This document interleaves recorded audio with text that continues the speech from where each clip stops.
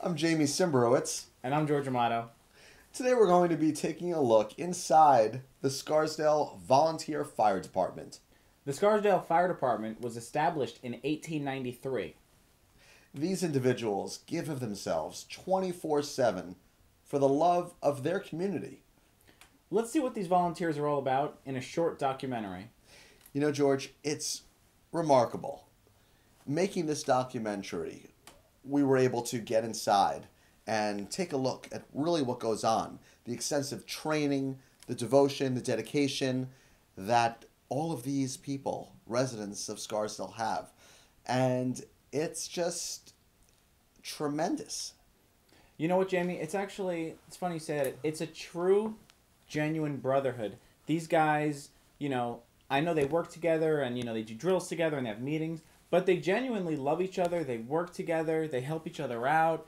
It's really a true brotherhood. And I can say firsthand that I've experienced it, and there's really nothing better than it. George, you've been a volunteer now for many years in Scarsdale for the fire department.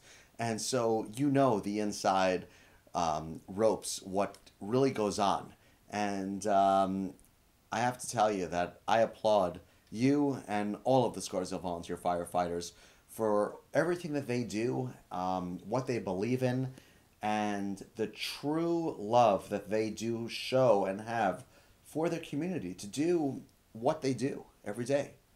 Yeah, you know what? And, on top of the brotherhood and, everything we do, the drills and everything, it's also a lot of fun. It really is a lot of fun. It's really outside the box kind of work. And it's just different, and that you'll definitely be able to see in this documentary. I can't wait. Let's take a look.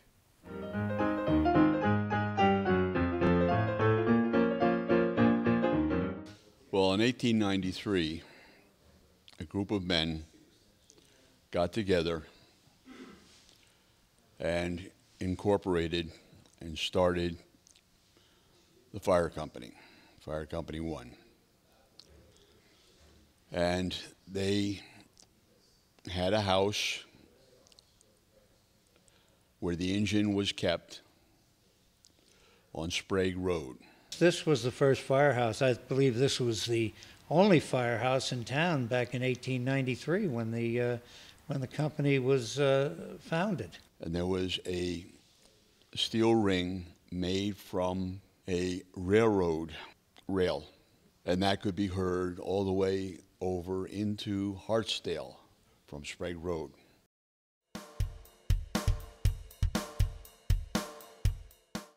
I'd say very close-knit, because I'd say probably even more so today, because fellows have to go through an extensive period of training. You're meeting good people here. You're not meeting any bad people here. It's like a brotherhood. Why? Because you build camaraderies, relationships with all the volunteers, all the career staff, other communities. They're honest, they're hardworking, and their commitment to the fire services is what mostly brings us together, the commitment. I would describe them as a very upstanding, very committed bunch of folks. Typically what a Scarsdalian is would be a volunteer firefighter. Love it. Really like the guys, like the work we do, training we do, and the idea of being part of something that's helping the community. It's a brotherhood. The volunteer firemen throughout the country is a brotherhood. These are guys that I would, give a kidney to. It's a service like no other service because you're helping your neighbor. You're working with friends from the neighborhood. But moreover, these friends end up being brothers. And I like large families. They're a beautiful thing. And being a firefighter is a beautiful thing, especially here.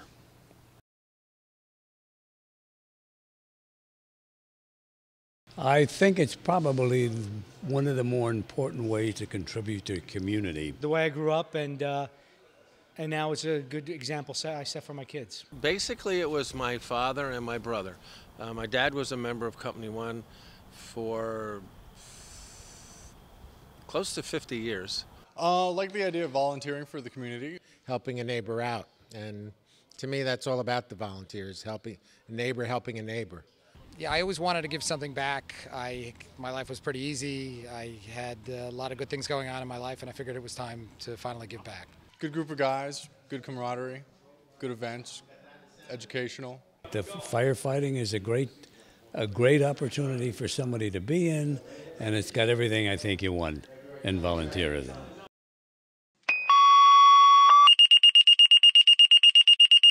You get a little bit of an adrenaline rush because it doesn't happen all that often, but even when it does happen, it's pretty exciting. You know you're needed, and you sort of have to collect your thoughts and figure out what you're going to do next, and then hop in the car and go. Where's my gear? Is it in the back of the car? We have a few cars, so I got to make sure I'm ready. I jump in the car, the adrenaline's going a little bit, put the blue light on, and get to the fire safely as possible. 1 o'clock in the morning, 3 o'clock in the morning, 5 o'clock in the morning, doesn't make a bit of difference. It's sort of in your blood.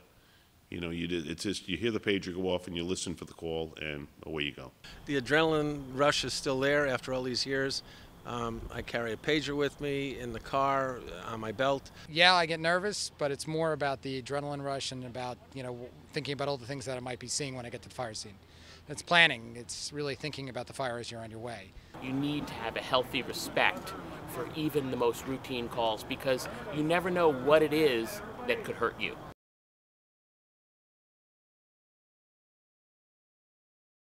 It's realistic. It's real fire. It's real smoky. You can't see, and you're hauling around heavy stuff. So you're working hard. You're sweating.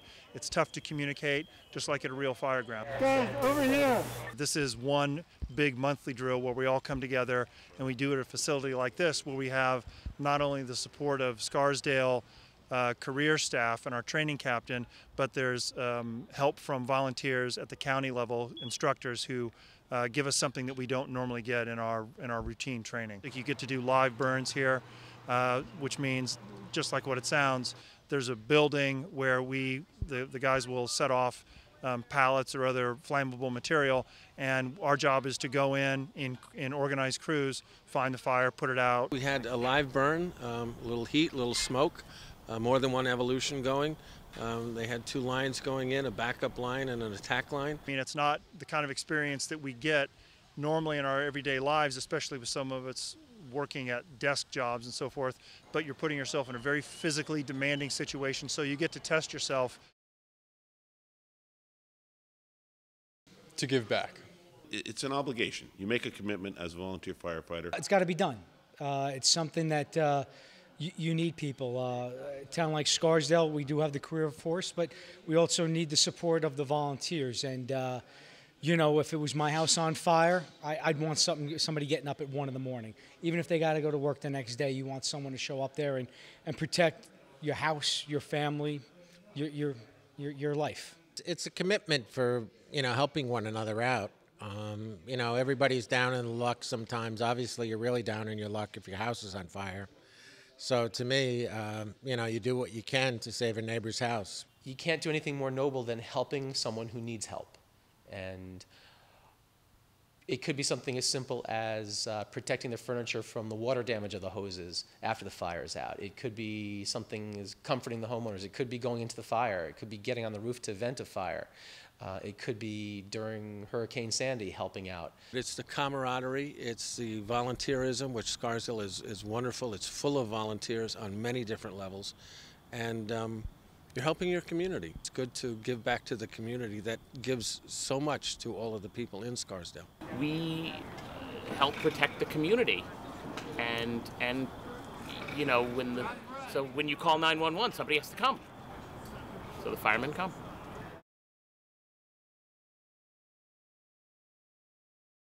We lost John Afaro tragically last October due to a massive heart attack.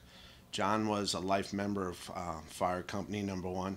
He actually joined probably about a year prior to me. I think it was about 1984. I joined in 85.